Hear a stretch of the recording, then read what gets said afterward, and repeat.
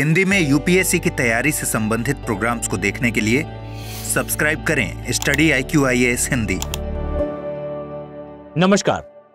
अगर मैं आपसे कहूं कि भाई समय के साथ वर्षा अपना पैटर्न चेंज कर लेगी और ये अपने उत्तर की दिशा में शायद शिफ्ट हो जाए, तो आपको जानकर आश्चर्य हो।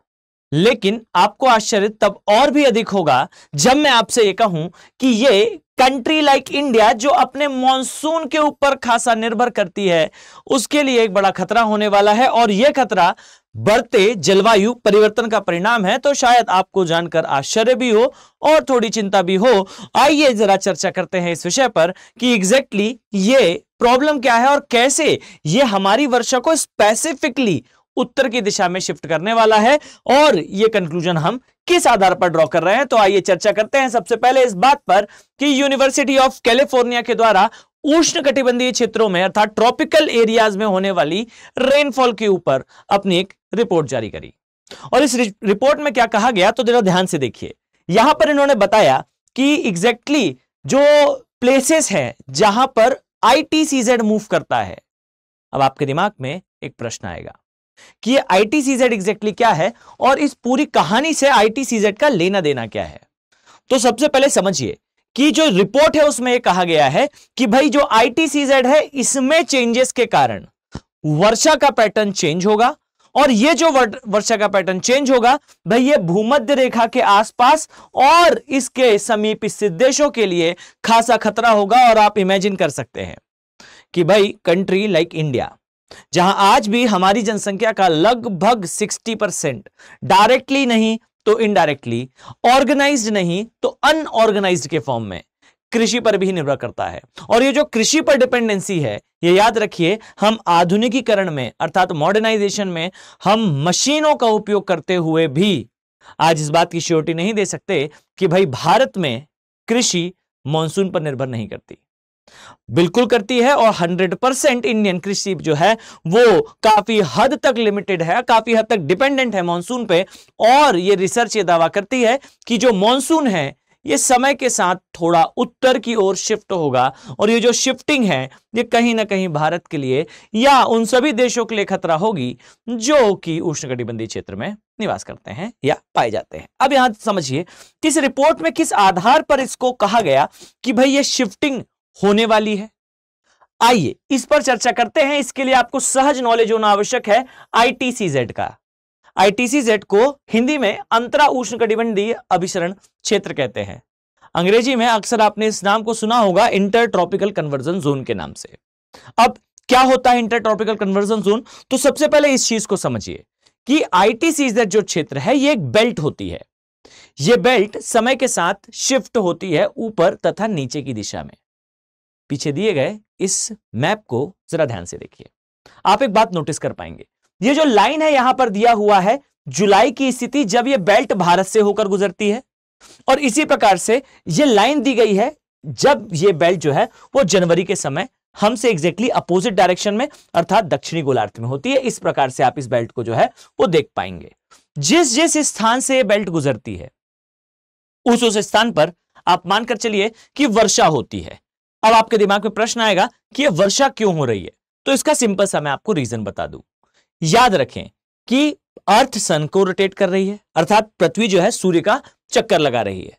पृथ्वी सूर्य का चक्कर लगाने के क्रम में कुछ इस प्रकार से जो है वो अपनी स्थितियों में परिवर्तन करती है। यह है भाई सन, और भाई इसी के रिस्पेक्ट में यहां यहां यहां और यहां यह पृथ्वी की 4 स्थितियां हैं। और बच्चे इन स्थितियों में होता है परिवर्तन। पृथ्वी एक बार सूर्य से ऊपर, एक बार भाई सूर्य से नीचे, और 2 बार सूर्य के बिल्कुल लेवल पर होती है।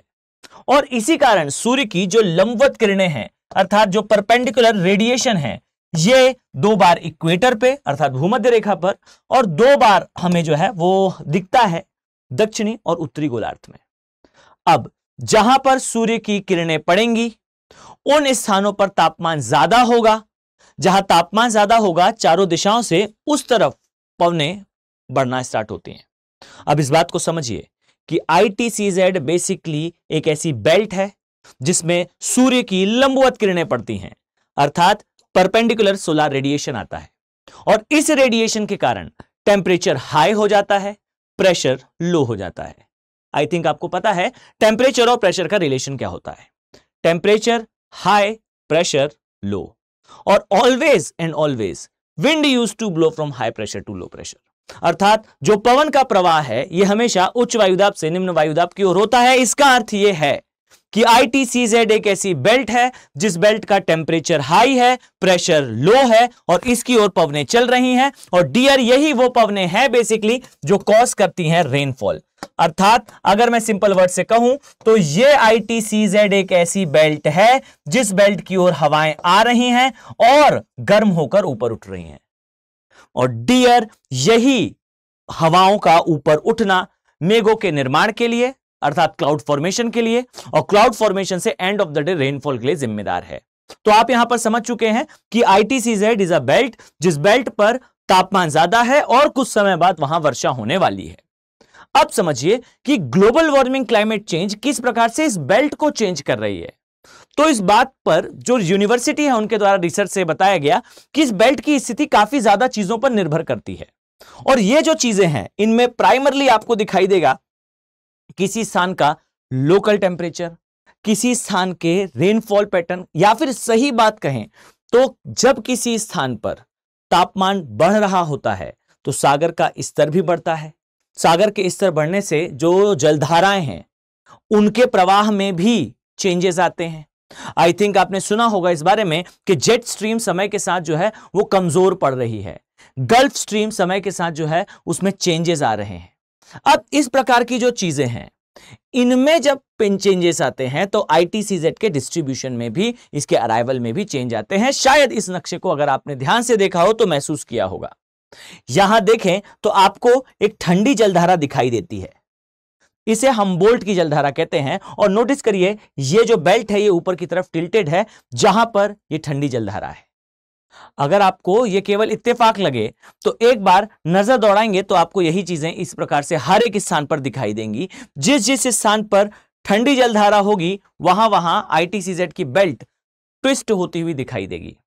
जहां गर्म जलधाराएं आपको दिख रही होंगी वहां ये उस ओर बढ़ती हुई दिखाई देगी। अर्थात ये ITCZ कहीं समुद्र की जलधाराओं पर, कभी किसी स्थान के स्थल भाग और सागरीय भाग के होने पर अलग अलग कारकों पर निर्भर करता है। और डियर, ये जो global warming and climate change है ये माइन्यूटली सारे फैक्टर्स को अफेक्ट कर रहा है। और ये जो अफेक्ट करना है ये कहीं ना कहीं एक बड़ी समस्या है ITCZ की शिफ्टिंग को लेकर, हमारे लिए भी कंसर्न है। और डियर, ये कंसर्न उन सभी देशों के लिए है जिनकी अर्थव्यवस्था खासकर कृषि पूरी तरह से डिपेंडेंट है रेनफॉल पे।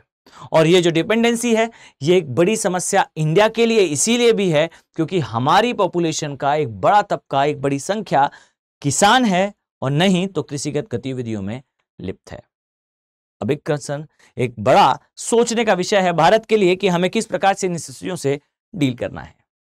आई थिंक आप इस कंसेप्ट को समझ पाए होंगे और इस बात को भी समझ पाए होंगे कि किस प्रकार से ये हमारे एग्जाम पॉइंट ऑफ व्यू से जरूरी हो सकता है।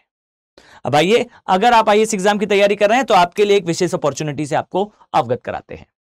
यह अपॉर्चुनिटी है हमारे साथ UPSC की तैयारी को और भी ज्यादा क्रिस्टल क्लियर और रॉक सॉलिड मैनर में प्ले करने की। अगर आप हमारे साथ स्टडी IQ के साथ बेसिकली अपनी UPSC की जर्नी को प्ले करना चाहते हैं अर्थात हमारे प्रीमियम P2I बैचेस का पार्ट बनना चाहते हैं तो वेलकम, आपके पास टाइम आ चुका है। 8 जुलाई की डेट से यहां से क्लासेस स्टार्ट हो जाएंगी स्टडी IQ के P2I बैचेस की।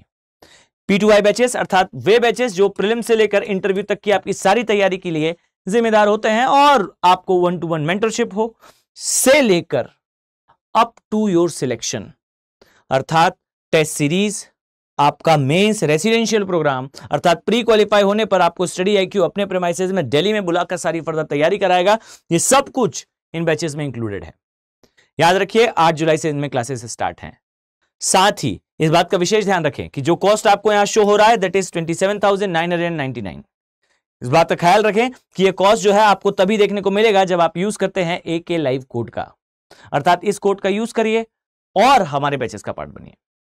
साथ ही एक बात और, अगर आप IAS एग्जाम की तैयारी कर रहे हैं और आप ये चाहते हैं कि आपका प्री क्रिस्टल क्लियर और रॉक सॉलिड रहे, आपका ऑप्शनल आपके ना केवल मेंस में आपकी सहायता करे जबकि आपके प्री में भी आपकी सहायता करे उस एग्जाम को क्वालिफाई करने के लिए, तो वेलकम आपके लिए वेट कर रहा है ज्योग्राफी ऑप्शनल, जो ना केवल 300 प्लस मार्क्स की स्ट्रेटेजी के साथ आपके लिए अवेलेबल होगा, बल्कि ये वो ऑप्शनल है जो आपको आपके प्री के वो 30 क्वेश्चंस जो ज्योग्राफी और एनवायरनमेंट से कलेक्टिवली पूछे जा रहे हैं, और मैं संख्या कम करके इसे 30 कह रहा हूं। याद रखें कि 35 तक क्वेश्चन जो है वो पूछे जाते हैं। इन सारे क्वेश्चंस को आप आसानी से सॉल्व कर पाएंगे अगर आपका ऑप्शन सब्जेक्ट ज्योग्राफी होता है तो ये सारी ही चीजें, ये सारी ही सुविधा आपका वेट कर रही है। सिर्फ और सिर्फ इस बात का ध्यान रखें कि जो कॉस्ट आपको शो हो रही है ये आपको कब मिलेगी, ये मिलेगी आपको तभी या फिर तब जब आप यूज करते हैं AK लाइव कोड का। यहां विशेष ध्यान रखिएगा, स्टडी IQ के जितने भी कोर्सेस हैं जिन्हें आप परचेस करते हैं, आपको ध्यान रखना है कि उस समय आपको यूज करना है AK लाइव कोड का। कारण ये वो कोड है जो आपको आपके हर एक कोर्स को मिनिमम कॉस्ट पे अवेलेबल कराने के लिए आवश्यक होगा। तो उम्मीद करता हूं कि आने वाले समय में मैं आप सभी सीरियस IAS एस्पिरेंट्स को इन बैचेस में देखने वाला हूं।